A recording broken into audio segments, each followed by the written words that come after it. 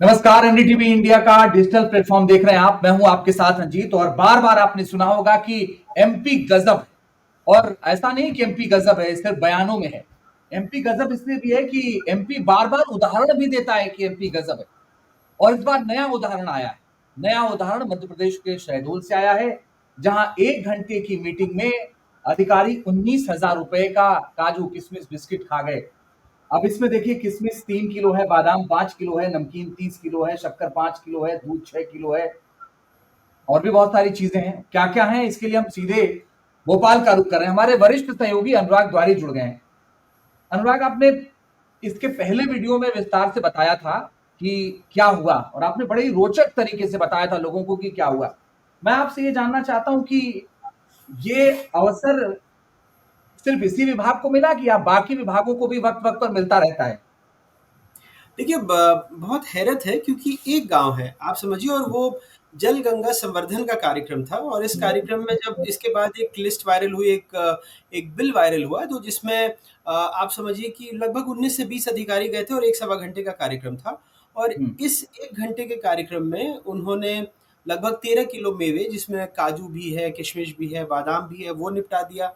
इन्होंने हम्म। इसी दौरान जो चाय थी इन्होंने लगभग उसमें 6 लीटर दूध था, 5 किलो चीनी की चाय पी गए। इसी हम्म। दौरान लगभग 14-15 किलो फल जिसमें केला है, सेब है, अ, अनार है, ये तमाम फल खा लिए। हम्म। हैरत की बात नहीं थी। हम्म। लेकिन हैरत की बात उस प्रदेश के लिए है जहाँ पर अगर 1 लाख में जो मातृ मृत्यु दर है जो हम्म। 159 है, हम्म। 1 लाख में जो शिशु मृत्यु दर है वो 40 है। वो राज्य जहाँ का एक ज़िला अगर श्योपुर की बात करें तो वो माना कई सालों तक कहा गया कि ये देश में इथियोपिया है।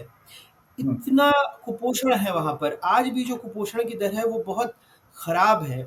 आप समझिए हम्म। कि एक मुट्ठी जिसमें आप कहते हैं ना कि एक मुट्ठी काजू आ जाएगा और ये अधिकारी खा लेंगे, उस एक मुट्ठी में उस एक मुट्ठी काजू की कीमत में हो सकता है कि उस गाँव के 4 से 5 बच्चों को क्योंकि सरकारें क्या देती हैं? अगर हम्म। आप कुपोषण से लड़ने की बात करें इसलिए मुझे इस खबर ने परेशान किया, विचलित किया क्योंकि हम्म। और ख़ास करके ये उस ज़िले में हो रहा है जो आदिवासी बहुल है शहडोल और वहाँ पर आपने कुछ दिनों पहले एक खबर सुना होगा कि एक 4 लीटर की पुताई के लिए स्कूल में लगभग 168 मज़दूर लगे और 25 से ज़्यादा राजमिस्त्री लगे। ये 4 लीटर हम्म। पेंट की पुताई का मामला था। तो हम्म। ऐसे में बहुत हैरत हुई, फिर हमने वहाँ के कलेक्टर से बात की, हमने वहाँ के आला अफ़सरों से बात की तो उन्होंने कहा कुछ ने बड़े अजीब से बहाने बताए कि अंधेरा था, हम तो देख नहीं पाए, बहुत सारे गाँव वाले भी आए थे। लेकिन हम्म। मैं बहुत सारी ऐसी जो ग्राउंड की जब हम रिपोर्टिंग करते रहे हैं, हमने हम्म। तो नहीं देखा कि गाँव वालों के लिए बड़े प्लेट में सजा कर के काजू किशमिश लाया गया हो, बहुत है तो शायद चाय पिला दी गई होगी। तो मेरे पास ये मानने की वजह नहीं है कि ये सारा कुछ गाँव वालों के लिए आया था और अफ़सरान तो ऐसे ही गए थे और घूम कर के आ गए। जी। मैं तो बहुत सारी रिपोर्ट देख रहा था जिसमें ये था कि गांव वालों को खिचड़ी खिलाई गई थी। गांव वालों को खिचड़ी खिलाई गई थी, अधिकारियों को काजू किशमिश बादाम ये सारी चीजें खिलाई गई थी। लेकिन इससे इतर अगर हम ये बात करें तो ये योजनाएं इसलिए होती हैं, ये जो योजना सरकार ने चलाई जल संवर्धन की, ये एक महत्वपूर्ण योजना ताकि लोगों को इसका लाभ मिल सके। अब इससे इतर बात यह है कि अधिकारी अपने आप कर रहे हैं, इस पर नजर नहीं होती क्या? जो डीएम होते हैं, जो उसके ऊपर कमिश्नर होते हैं, या उसके ऊपर जो सेक्रेटरी लेवल के अधिकारी होते हैं, उनकी नजर होती है कि नहीं होती है कि जब एक ही जिले में एक पेंट वाला कांड हो चुका है, उसी जिले में दोबारा फिर कांड हो गया? देखिए कलेक्टर साहब तो खुद वहाँ गए थे उस गाँव में क्योंकि बोरी बंधान का कार्यक्रम था वहाँ पर। अच्छा, दरअसल वो जो भी वो भी मीटिंग में थे?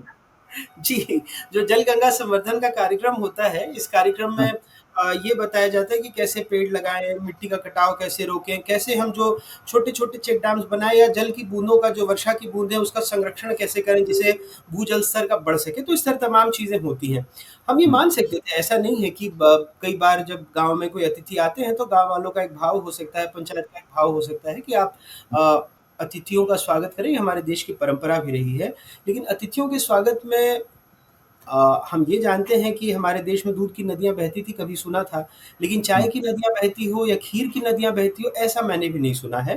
तो हम्म। इसलिए ये बात मैंने कहा ना कि जब जिस प्रदेश में अगर जन्म लेते ही 40 बच्चे मर जाएँ, जन्म लेते ही जब जन्म देने के दौरान प्रसव पीड़ा में 159 महिलाएँ मर जाएँ, तो आप समझ सकते हैं कि उनके शरीर में खून का स्तर क्या होगा, कितनी अनीमिक रही होंगी। बहुत सारी ऐसी बातें हैं जो मुख्यधारा की मीडिया में हम अक्सर उस पर चर्चा नहीं करते, चाहे एमएमआर की बात हो, चाहे आईएमआर की बात हो। और इस प्रदेश में वाक़ई बहुत जो मैं जिन ज़िलों की बात कर रहा हूँ, जो जहाँ पर बैगा आदिवासियों की संख्या बहुत ज़्यादा है, अगर पड़ोसी छत्तीसगढ़ में आप चले जाएँ, तो वहाँ पर जब आप बस्तर की तरफ जाते हैं, तो जो भारिया हैं, जो हल्बा हैं, मतलब आप समझ नहीं सकते हैं इस तरह से समझाना कि क्या हालात हैं वहाँ पर, बहुत मुश्किल है। ऐसे में जो सरकार कुपोषित बच्चों के लिए ₹8 प्रतिदिन और अति कुपोषित बच्चे के लिए ₹12 प्रतिदिन, बस इतने का ही बजट है। मैं कहता हूँ अंजीत, एक दिन मैं और आप चलें और 8 और ₹12 में किसी दुकानदार को कहें कि हमें भरपूर पोषण वाला बजट का खाना आप दे दीजिए। मैं बार-बार क्यों पोषण की बात लेकर के आ रहा हूँ अंजीत, क्योंकि ये बात दुखती है, ये बात तकलीफ़देह है, ये बात परेशान करती है और परेशान होना भी चाहिए। जिस प्रदेश में आप समझिए कि देखिए, सिर्फ़ हास्य की बात हमने बिल्कुल हास्य में कहा, हमने कटाक्ष में कहा, हमने तंज़ में कहा, लेकिन क्यों कहा? क्योंकि ये बातें परेशान करती हैं। ₹19,000 और कुल मिलाकर अगर आप जो फल-वल हैं सबको जोड़ दें, तो लगभग 25,000 रुपए 1 घंटे के कार्यक्रम के लिए लगते हैं। मैं आपको बताऊँ, कुछ दिनों पहले जब मुफ्त में राशन योजना की बहुत बातें हुई थी, तो एक कहानी हमने की थी कि उस हुँ, राशन के थैले में देश के 2 बड़े नेताओं की तस्वीर छापने के लिए ₹16 हुँ, का बजट था। अब आप सोचिए कि एक झोले में तस्वीर छापने के लिए आप ₹16 का बजट देते हैं और एक अति कुपोषित बच्चे को दिन भर के भोजन के लिए आप ₹12 देते हैं। दरअसल हुँ, क्या है कि हमने जो पूरा राइट टू फूड है या भोजन का अधिकार है, इसको ये मान लिया है कि पेट का अधिकार है। नहीं साहब, ये पोषण का भी अधिकार है। आप समझिए कि उस 8 या ₹12 में उसे क्या पोषण मिलता है? अगर आप किसी भी मिड डे मील में चले जाइए, तो वो देते क्या हैं? खिचड़ी, दलिया, हुँ। लेकिन उस दलिया की क्वालिटी या उस खिचड़ी की क्वालिटी या उस दाल की क्वालिटी इतनी बुरी है कि मैं शब्दों में नहीं बता सकता। ऐसे में उसकी पोषण की मात्रा बच्चे के शरीर में क्या जाती होगी, ये समझ से परे। इसीलिए मैं बार-बार इन्हीं चीज़ों को सामने लेकर के इस विमर्श में या इस बातचीत में इन्हीं चीज़ों को सामने लाना ज़रूरी नहीं, है कि क्यों अनुराग अनुराग अनुराग जी, मैं एक चीज़, आपने ₹8 और ₹12 का ज़िक्र किया, तो मैं इस पर ज़रूर कहना चाहता हूँ कि मैं नोएडा जैसे शहर में रहता हूँ और ₹8 और ₹12, मतलब ₹12 में आपको अच्छी चाय भी नहीं मिल सकती। ₹8 में तो नहीं मिलेगी, ₹12 में भी नहीं मिलेगी चाय। और बिल्कुल। आप कुछ भी लेने जाएँ, शायद ₹8-10 में कुछ नहीं मिलेगा आपको। तो ये, लेकिन सवाल ये है कि एमपी गज़ब है, और जिसने भी ये दिया था वो बहुत सोच के नाम दिया था। किसने दिया था इसका भी ज़िक्र आपसे कर ही लेता हूँ, चूँकि आप जानकारी रखते हैं। ये शब्द कहाँ से आया कि एमपी गज़ब है? शायद इन्हीं कहानियों से आया होगा। जब ये विज्ञापन बना होगा, तब सोचा गया होगा कि एमपी में बहुत सारी खूबसूरती भी है, बिल्कुल है। जो जो बहुत सारी भौगोलिकता है, हुँ, देश के मध्य में है, यहाँ के लोग बहुत अच्छे हैं। अ, सबसे ज़्यादा अगर आप कहें आदिवासियों का प्रदेश, सबसे ज़्यादा जंगलों का प्रदेश, बहुत सारी ऐसी खूबसूरत बातें हैं, बहुत सारे ऐसे वन्य प्राणी हैं हुँ। जो इस प्रदेश को बहुत विशिष्ट बनाते हैं। इस प्रदेश में बहुत सारी महानुभूतियाँ हुई हैं, हुँ। बहुत सारे वैशिष्ट्य लेके ये प्रदेश है। लेकिन इसी प्रदेश में जब आप इस तरह की चीज़ें देखते हैं, जब ये विज्ञापन बना होगा, तो किसी ने सोचा नहीं होगा कि मीडिया वाले बार-बार इसका इस्तेमाल इस तरह से हाँ। करेंगे जब भी ऐसी कोई खबर आएगी। लेकिन अच्छा, अभी क्या मुझे करें? एक चीज़ और बताइए दर्शकों के लिए कि वो जो स्कूल वाला कांड था जिसमें 4 लीटर पेंट के लिए मज़दूर इतने लगा दिए गए थे, उसमें कोई कार्रवाई हुई थी क्या? जी, उसके बाद जैसे ही ये खबर आई, तो पहले तो इसे ये कहा गया कि इस पे कुछ नहीं होगा, लेकिन बाद में खुद शिक्षा मंत्री ने इस पर संज्ञान लिया है और वहाँ के प्राचार्य को निलंबित किया है और कुछ लोगों को नोटिस भी दिया गया है। अच्छा, एक चीज़ तो तय है कि जब ये इस तरह का बिल बनाते हैं और जब ये कहते हैं कि ऐसा हो रहा है, तो वो भी जानते हैं कि वो क्या कर रहे हैं। तो अगर ये जानते हैं वो क्या कर रहे हैं, चाहे स्कूल का मामला हो, चाहे यही मामला आप ले लीजिए, उन सबको पता रहा होगा। ज़ाहिर बात है कि डीएम को इसमें क्या ही पता होगा, जिसने दिया, जिसने लिया, उसने बिल बनाया अपना, चले गए वो। तो इसमें तो खैर डीएम का दोष देना उचित नहीं है, लेकिन फिर भी चाहे स्कूल वाला मामला हो या ऐसा मामला हो, इसमें जो बनाते हैं वो भी जानते हैं, फिर भी इस तरह क्यों करते हैं? मुझे मेरे समझ में नहीं आता। मैं सोच रहा था कि अगर इसकी तह तक मैं जाऊँ कि भाई मुझे जो चीज़ पता है कि हाँ गड़बड़ है, उसको फिर भी कर रहे हैं।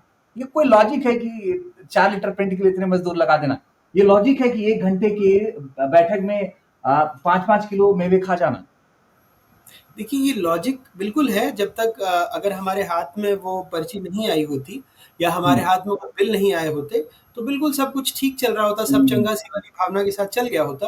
लेकिन चूँकि हम्म, हमारे हाथ में आ गया और फिर हमने उस पर खबर कर दी, तो अब ये ठीक नहीं दिखेगा। तो हम्म, ज़ाहिर-सी बात है कि जब ये चीज़ें मीडिया के ज़रिए लोगों के संज्ञान में आती हैं और इस पर हम्म, जब वावेला मचता है, तो प्रशासन को कई बार कार्रवाई करने के लिए मजबूर होना पड़ता है। लेकिन हम्म, अंजीत, आपने एक बात कही ना कि शायद कलेक्टर साहब को नहीं पता होगा, मैं मानता हूँ कि उनको नहीं पता है। लेकिन मैं ये भी मानता हूँ कि ये पता करना और सिस्टम को दुरुस्त करना भी उन्हीं का काम है। अगर ये नहीं बिल्कुल। पता था, तो हम्म, आप इसको उसमें क्लीन चिट हम नहीं दे सकते। ये उनको पता होना चाहिए कि उनके ज़िले में क्या हो रहा है, और तभी तो जो व्यवस्था हमने चुनी है ना, कई हम्म, बार हमारे सांसद कह देते हैं कि आपको नहीं पता कि कितने सारे लोग हैं हमारे संसदीय क्षेत्र में, हमारे 12-15 20 लाख लोग हैं और उनकी सेवा करनी पड़ती है।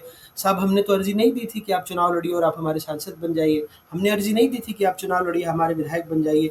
जो व्यवस्था हमने चुनी है, वो जो बहुदलीय प्रणाली है, जो संसदीय प्रणाली है, जो लोकतांत्रिक प्रणाली है, इसमें सबका ज़िम्मा तय है।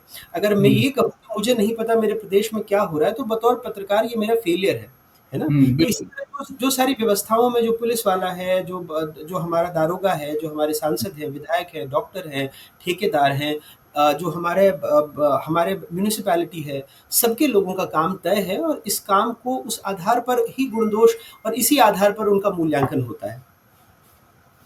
अब एक और सवाल है कि इसके आगे कि सरकार की नज़र जाएगी इस पर? क्योंकि डीएम साहब और बाकी सब अच्छा क्या होता है ना ऐसे मामलों में कार्रवाई बड़े स्तर पे नहीं होती, छोटे स्तर पर होती है फिर वो निपट जाता है। अब वो कहते हैं ना कि ये पर्ची अगर नहीं आई होती, वो बिल जो गुप्ता किराना स्टोर दिख रहा है, तो बिल्कुल सही कह रहे हैं आप। दरअसल बात यही है कि कई सारे नहीं तो ऐसे कितने गुप्ता किराना स्टोर के बिल जब मैं और आप बात कर रहे हैं तब पास हो चुके होंगे। तो इसका इसका तो कोई बही खाता है ही नहीं, और हुँ, इसीलिए तो इन व्यवस्थाओं में ऐसा हो रहा है। अब आप हुँ, सोचिए कि इस प्रदेश में आप जानते हैं कि एक दल विशेष का शासन लंबे वक़्त से रहा है, बीजेपी का शासन रहा, और उनके मैनिफेस्टो से लेकर तमाम चीज़ों में आप देखिए कि गौ संवर्धन पर बहुत सारी बातें कही जाती हैं। लेकिन हुँ, जब तक हमने इस मुद्दे को नहीं उठाया था कि एक गाय के लिए आप ₹20 प्रतिदिन का चारा देते हैं। मैंने एक दिन वो ₹20 लिया और मैं अलग-अलग जो गाय का चारा रखते हैं उनके पास गया। मैंने कहा मुझे गौ माता की सेवा करनी है, आप ₹20 का मुझे चारा दे दीजिए। एक हाँ। मुट्ठी भर चारा आया और फिर मैंने गौ माता के सामने उसको डाला। मैंने कहा, माँ, ये आज आपका ब्रेकफ़ास्ट है, यही आपका लंच है और यही आपका डिनर है। तो ये बातें बहुत सारे लोगों ने इसको हास्य के तौर पे लिया, लेकिन मैंने कहा मैं बहुत गंभीरता के साथ कह रहा हूँ क्योंकि यही मैं सरकार हास्य हमें के दे तौर रही है। पे एक बात और पूछना चाहता हूँ आपसे, क्या आप वाक़ई खबर कर रहे थे या किसी एस्ट्रोलॉजर की बात मान के आप चले गए थे? नहीं, नहीं, मैंने ये बाकायदा खबर की थी और इसके बाद इस खबर के बाद भी सरकार ने इसका काफ़ी संज्ञान लिया, और जो यहाँ चूँकि गौ संवर्धन बोर्ड है और हुँ, बहुत सारी गौशालाओं ने हमें शुक्रिया भी कहा, क्योंकि उसके बाद दरअसल 5-5, 6-6 महीने से उनको पैसे भी नहीं मिलते और उसके बाद पैसे भी मिले और अब जाके सरकार ने उसको ₹40 प्रति माह कर दिया है। वैसे मैं ये नहीं कह रहा कि सारा क्रेडिट हमारा नहीं है, और कई सारी चीज़ें प्रक्रिया में रहती हैं। लेकिन हुँ, जब-जब हमें वक़्त मिलता है, जब-जब हमें मौका मिलता है, तो इस तरह की खबरें, क्योंकि टेलीविज़न है और आप भी जानते हैं कि टीवी में कई सारे चीज़ जो दृश्यों के ज़रिए हम समझा सकते हैं, वो ज़्यादा सहज होता है समझना उसको और तो समझाना। मैं दर्शकों को ये आश्वस्त करना चाह रहा हूँ कि मध्य प्रदेश की खबरों के लिए आपसे मैं ज़रूर बात करूँगा। और दूसरी बात कि चूँकि टीवी में हमारे सामने एक चुनौती ये होती है कि एक वक़्त डिसाइड होता है और हमें उस वक़्त तक प्रोग्राम को ख़त्म करना होता है। तो डिजिटल हमारे पास अच्छा माध्यम है और अगर ये डिजिटल ना होता तो मैं ये भी आपसे ना पूछ पाता कि क्या किसी एस्ट्रोलॉजर ने आपको कह दिया था कि आपको गौ माता की सेवा करनी है। तो ये डिजिटल के माध्यम से हम उसकी तह तक कम से कम जा पाएँगे और जो पूरी जानकारी है वो इकट्ठा करके हम दर्शकों तक दे सकते हैं। ये बात इस डिजिटल के माध्यम से हम आश्वस्त करना चाहते हैं। तो हम उम्मीद करें अनुराग कि इस पूरे मामले में जो सेक्रेटरी लेवल के अधिकारी हैं उनकी नींद खुलेगी, वो नींद से जागेंगे और देखेंगे कि कम से कम एक सर्कुलर ही जारी हो जाए कम से कम कि भाई इस तरह की हरकतें ना करो और जो सही है वही बिल लगाओ। ये फर्जी बिल क्या फ़ायदा? फर्जी कह रहा हूँ, कोई गलत तो नहीं कह रहा हूँ मैं। नहीं, बिल्कुल, क्योंकि मुझे नहीं लगता है कि 20 अधिकारी अगर 13 किलो ड्राई फ्रूट्स और अ, 1 उम, घंटे में। इतना सारा फल खा जाएँ, उसके बाद उनका हाज़मा ठीक रहे। मुझे लगता है अगली खबर यही बननी थी कि इतने सारे अधिकारियों ने इतना ड्राई फ्रूट, अगर वो बिल सही होते और फर्ज़ी नहीं होते, तो उनके हाँ, हाज़मे में कोई दिक्कत आई है। लेकिन हाँ, बहरहाल ऐसी कोई बात आई नहीं, तो आप जो कह रहे हैं मैं बिल्कुल उससे सहमत हूँ और हुँ, उम्मीद करते हैं, नहीं तो हम अपने ज़रिए जो हमारा माध्यम है इसके ज़रिए जगाने की कोशिश करते रहेंगे, बताने की कोशिश करते रहेंगे कि इन सुदूर ज़िलों में जहाँ पर आदिवासी बहुल जो ज़िले हैं, जहाँ पर इस तरह की गड़बड़ियाँ कई बार सामने आई हैं और देखने वाला कोई नहीं है, तो हम पूरी ज़िम्मेदारी से इन खबरों को दिखाते रहेंगे अंजीत, ये भरोसा हम अपने दर्शकों को दिलाना चाहते हैं। चलिए, बहुत-बहुत शुक्रिया अनुराग जी, हमारे साथ जुड़ने के लिए और दर्शकों को इस अहम जानकारी देने के लिए। बहुत धन्यवाद आपका। आपका भी बहुत-बहुत शुक्रिया जी।